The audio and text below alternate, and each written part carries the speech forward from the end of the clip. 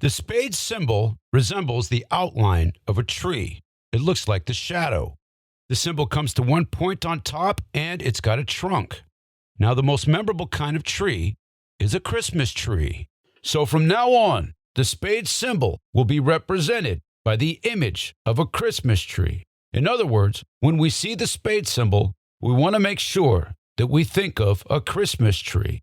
And that's easy to do. We simply need to imagine treating the spade symbol like it really was a Christmas tree. Now, the spade symbol on the deck of cards is tiny, but it doesn't have to be. We're using our imagination. It can be a 7-foot spade symbol. So how do we treat the 7-foot spade symbol like it was a Christmas tree? What is it we do to Christmas trees? We decorate them, of course. So imagine yourself decorating the 7-foot spade symbol and putting a star on top.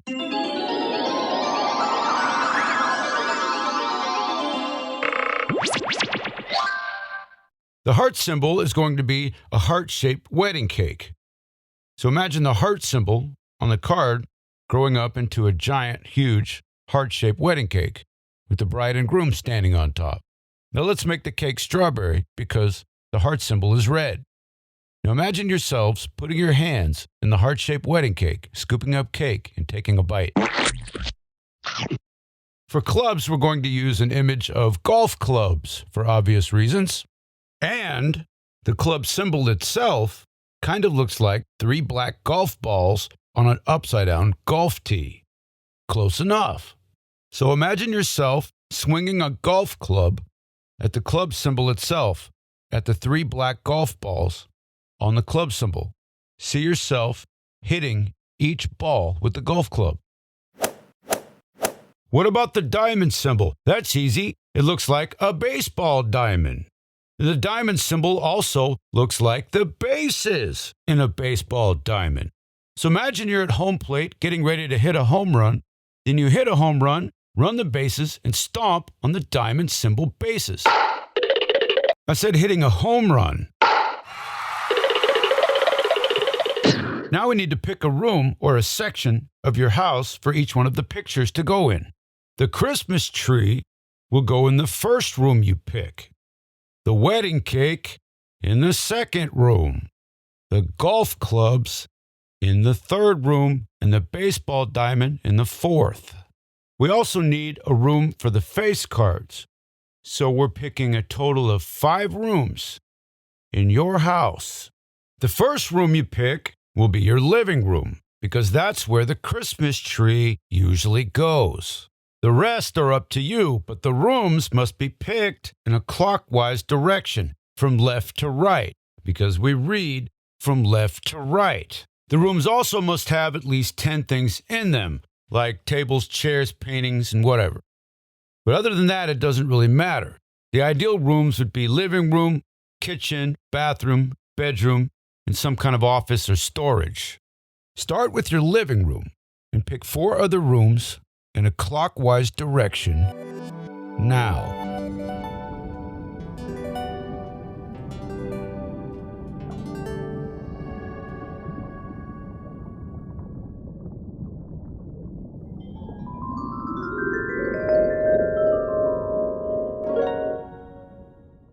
Now that you've picked out rooms in order, you can use the rooms to remember a list in order. In this case, we want to remember the order of the suits: spades, hearts, clubs, and diamonds. To remember the list, all we need to do is imagine a Christmas tree in the first room, a wedding cake in the second room, golf clubs in the third room, and a baseball game in the fourth room. As an example, if you imagine using a Christmas tree to knock over everything in your living room, then you will remember that a Christmas tree was in your living room, because the things in our houses are in our long-term memory. If we can attach something to a long-term memory, then we can bypass the short-term memory. Pretty cool, right?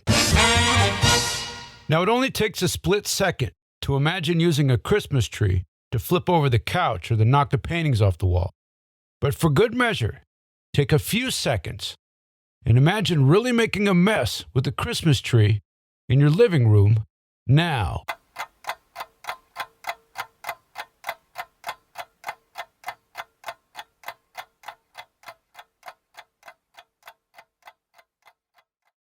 Now we're going to attach the heart-shaped wedding cake to your second room.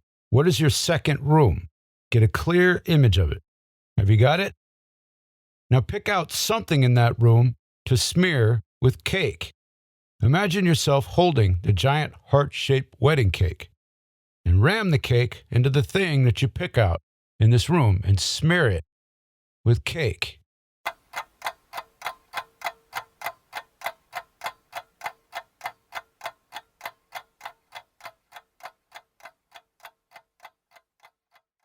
Now we're going to turn your third room into a miniature golf course.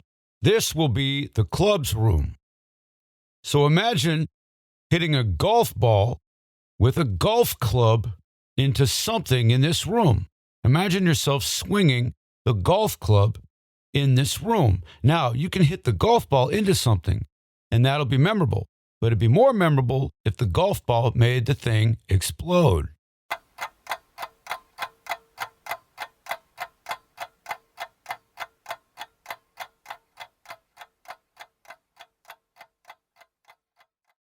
Now we want to remember diamonds for your fourth room. So we're going to imagine a baseball game happening in your fourth room. So you have a bat and you're at home plate. Now imagine putting 4 bases around the room in your fourth room and pick up something in that room and hit it like it was the ball. Then you run the bases and stomp on the diamond symbols for bases. So pick out something in that room to use instead of a ball. And imagine yourself hitting it with the bat and stomp on the bases.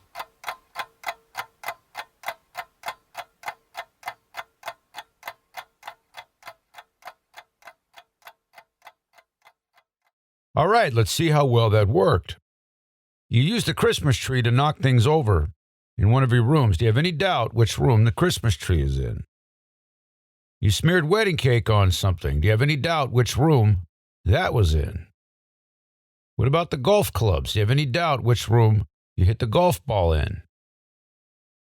What about the baseball game? Do you have any doubt which room there was a baseball game happening in? Probably not, right?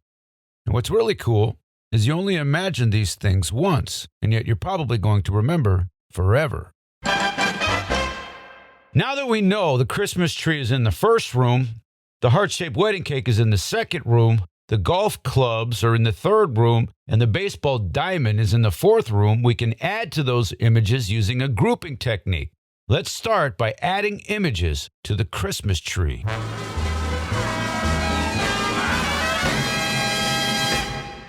Get a clear image of the Christmas tree in your living room. Now imagine Kermit the Frog climbing to the top of the Christmas tree. Up there with him is Miss Piggy. She's pigging out on Cracker Jacks, and she dumps the Cracker Jacks all over the tree.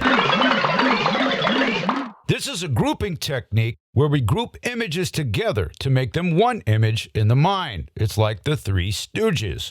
There are 3 of them, but you only need one image to remember the Three Stooges. If we imagine Kermit and Miss Piggy fighting over the Cracker Jacks, it makes it easier to remember all 3. And now they're all attached to the Christmas tree, which stands for Spades. So Kermit is the king, Miss Piggy's the queen, and the Cracker Jacks are the jack of Spades. It doesn't matter what kind of frog Kermit is, he's a tree frog now. And Kermit is the king of all frogs because he's the most famous frog by far. Kermit and Miss Piggy fighting over the Cracker Jacks makes them all one image, and they are attached to the Christmas tree, which means Spades. Now we can add to the heart-shaped wedding cake a bride and groom getting married on top of the cake. The bride and groom are Elvis and Wonder Woman, and the preacher is inside a jack-in-the-box. So imagine turning the handle of a jack-in-the-box, and a preacher pops out and hits Elvis and Wonder Woman in the face with a heart-shaped wedding cake.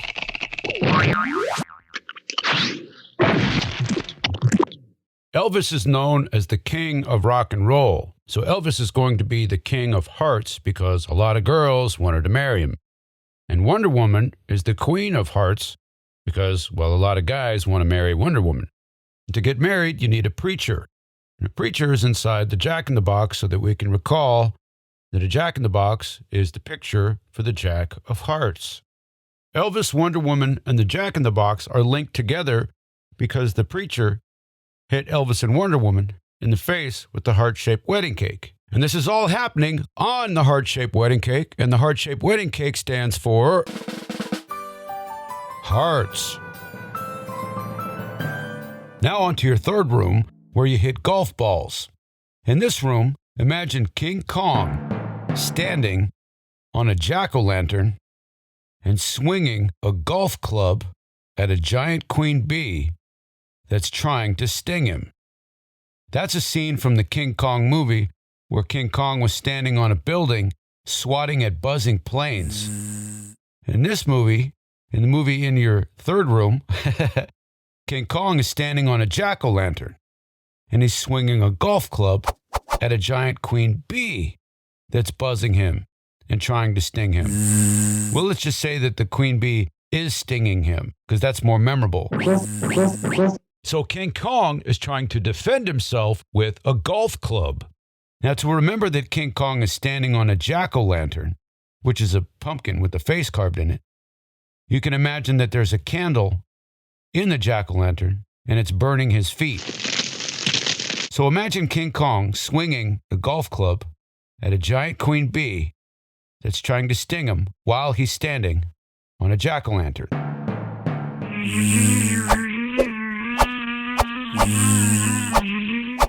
King Kong is the king of clubs. The queen bee is the queen of clubs. And the jack-o'-lantern is the jack of clubs.